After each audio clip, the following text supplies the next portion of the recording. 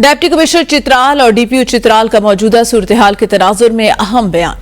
Deputy commissioner का कहना है 6 सितंबर की सुबह 5 बजे पाक अफगान बॉर्डर पर एफसी की चेक पोस्टों पर हमला किया गया। पाक फौज की जान से मुंह तोड़ जवाब दिया गया। दहशतगर्दों को पीछे धकेल दिया गया, जबकि चित्राल के गयूर अवाम और पाक फौज किसी दहशतगर्द को बर्दाश्त नहीं करेंगे।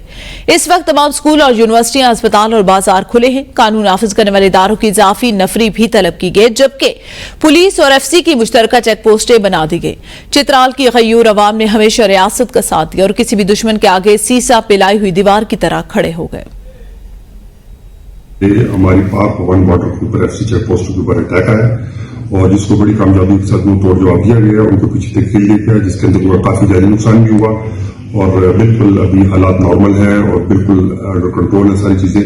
और इसके पेश नजर कुछ इजाफी नफरी भी की गई और इन्फोर्समेंट भी लाई गई और लीड के हवाले से नई चीजें प्लाटून को लाया गया, उनको मुख्य जगह डिप्लॉय किया गया और पुलिस और नेवी की जॉइंट चेक पोस्टों के ऊपर जो है वो सीपीज बनाई गई ताकि लोगों को चेक भी किया जा सके। और टूरिस्ट के हवाले से बिल्कुल चित्राल पुरअमन बिल्कुल खुला है, होटल तमाम खुले हैं, तमाम पॉइंट्स पे वो जा सकते हैं, कोई ऐसी बात नहीं। और स्कूल पूरी तरह खुले हैं, यूनिवर्सिटी खुली है, हॉस्पिटल वगैरह तमाम चीजें खुले हैं, बाजार भी खुले हैं।